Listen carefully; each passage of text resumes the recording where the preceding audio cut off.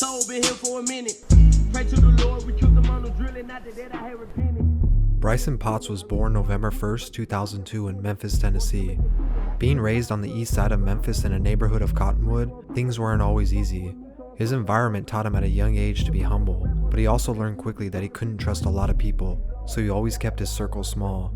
He was known as the funny and energetic kid in school, and because of this, he always stood out from the crowd. Throughout elementary and middle school, playing basketball occupied most of his time, and he claims to have been a very good point guard.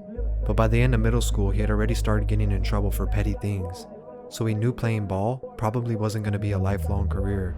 At the time, Lil Wayne was arguably the biggest artist in the world, and also being from the South was a huge inspiration to him. He would often study Lil Wayne's lyricism and charisma. While he was attending Cordova High School, he used his energetic personality to start freestyling. Unfortunately, his trouble would lead him to spending some time in a juvenile detention center, but he says this was actually a blessing in disguise. He knew he had potential, but if he kept going down that road, he wouldn't make it out of his situation. Even though he had already started associating himself with the Crips in the area, he realized he had a natural talent for rapping, so he began focusing his energy on writing songs.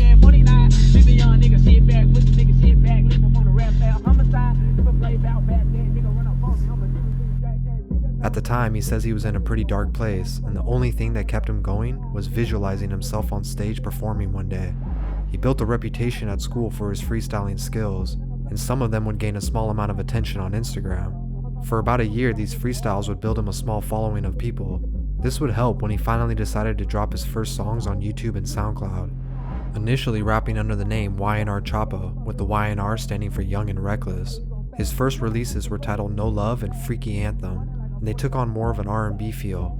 Initially, these wouldn't bring much traction to his name, and he admits later he wasn't feeling his first songs. But throughout the year, he continued to work on his style until it was something he was proud of. Although he had only been rapping for a few months, he still managed to release a full-length mixtape in the summer of 2018. He titled it No Love Takeover. No love, no all night, all night, all night, yeah. Once again, it didn't create much traction, but it helped him build a work ethic until his music was all he thought about. He then changed his name from YNR to NLE Choppa. Thinking ahead to the future, he felt like No Love Entertainment would be a better suited name for his label one day. He followed his tape up with his single Red Rum, which would get over 20,000 views on YouTube. This gave him his first official buzz in his neighborhood of Memphis. In addition, his Instagram followers were going into the tens of thousands, which was only helping his rising image. Although he was starting to get a small buzz, at the time he was only 16 years old, so getting into a real studio and having to attend school 5 days a week were his biggest obstacles.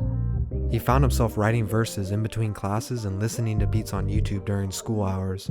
His parents tried to help him with studio money here and there, but they couldn't always provide it. But unknowingly, everything was about to change. In December of 2018, a group of Memphis rappers released a song titled No Chorus Part 3 under the name Shotta Fam. The first verse was no other than NLE himself, and it's easy to say he stole the show. The song blew up to over 100,000 views, and everyone wanted to hear more from Choppa. With this type of attention, he knew he needed to follow this up with more music. Almost immediately after, he dropped his single Drip, which would also be his first music video. With every new release, his views were going up, so he continued to apply pressure. While at school one day, he found a beat on YouTube that he knew was going to be his next hit. He immediately started writing a new song. He knew this song was going to be different, so he asked his parents for $150 so he could release it with the music video. When he finished it, he named it after a popular Jamaican term, Shotta Flow. I knew everything I touched would turn to gold. We're gonna come a little different this time, you need that. Hey. Might just get a Jew. I am a menace. Keep me a ratchet like tennis. I'm with this shit like I'm tennis. Shotta Flow was released on January 10, 2019 and it got 20,000 views the first night. When NLE Choppa woke up the next day, the song was already pushing 100,000 views. A few days after its release, Pitchfork highlighted the track as its song of the day, and they praised him for his energetic delivery. Despite them calling his lyrics generic, it was his energy and dance move that helped form the hit song. By the end of January, the song was already reaching all corners of the internet and accumulated over 10 million views. Of course, almost immediately, record labels and rap moguls were trying to sign the 16-year-old rapper. By February, Choppa was in the studio with no other than Birdman playing music and talking business. Despite getting offers for millions of dollars, Choppa turned down everything thrown his way. Instead, he went with a partnership with United Masters that let him keep a majority of his masters. In a matter of months, he was the hottest new rapper in the game, and by summer, he was on a world tour opening up for Juice WRLD and Ski Mask. Although he was quickly on the rise, he was still criticized by many outlets and fans for his similar style to NBA Youngboy. Because of this constant comparison, some thought his sound and image wouldn't last long, but NLE Choppa still had more to prove.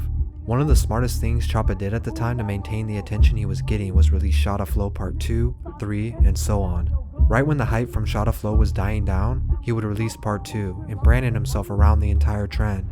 And once Part 2 started to slow down, he teamed up and released the remix with Lyrical Lemonade and Blueface. Repeating this process kept his name trending all throughout 2019, without even releasing a full-length project.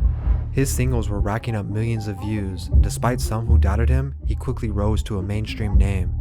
It wasn't until almost a year after blowing up that he dropped his first EP, Cottonwood. This was rare for an artist to wait this long given all the attention he was getting.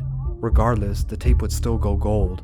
Seeing how successful this tape was, labels once again came running back with even higher bids until NLE Choppa landed a deal worth over $8 million.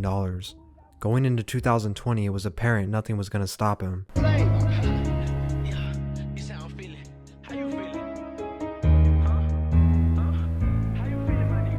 NLE dropped his debut album, Top Shotta, which would also sell over 500,000 copies and go gold once again. Shortly after, he even had a change of heart and tried to rebrand his entire image, vowing that he was going to stop rapping about violence entirely. He wanted to start spreading positivity and even opened a health and wellness shop to sell various products. He then went on to create a new YouTube channel called Awaken Choppa. He used this to vlog parts of his life that he felt people didn't see in his music, speaking on the power of meditation and holistic living. It's rare for a rapper to take on what some would call a change of identity after becoming successful off an entirely different look. Many thought this change would begin the mark of a fall off because he wasn't going to deliver that same energy from Shotta Flow anymore. But if anything, this only brought his fans closer to him and showed that he had a whole other side that he wanted to share. Choppa showcased this change of heart on his next mixtape, From Dark to Light, and despite what people thought, he received positive reviews. On top of it, he still made the XXL freshman list and continued to gain even more popularity. All throughout 2021, he remained a staple in the rap community, even after making claims that he wanted to quit rap altogether to become a herbalist. This of course never happened, and shortly after, he was back to making the same hype music his initial fans fell in love with. But he had already proved his point that he was here to stay. No matter what kind of music or image he decided to portray, he showed that his fans would follow him. Me vs. Me is his newest tape, and it reverts back to his 2019 sound that made him famous. This includes the lead single, Shotta Flow 6, which has him trending at number 2 on YouTube once again. It's unclear where NLE Choppa would take his career from here, as he likes to take the unpredictable route. But at only 19 and the owner of his own label, it's easy to see he's gonna be around for a long time. Hey, what you gonna do with that money? Make sure your nigga them good or leave them stuck in the hood. I just been watching niggas.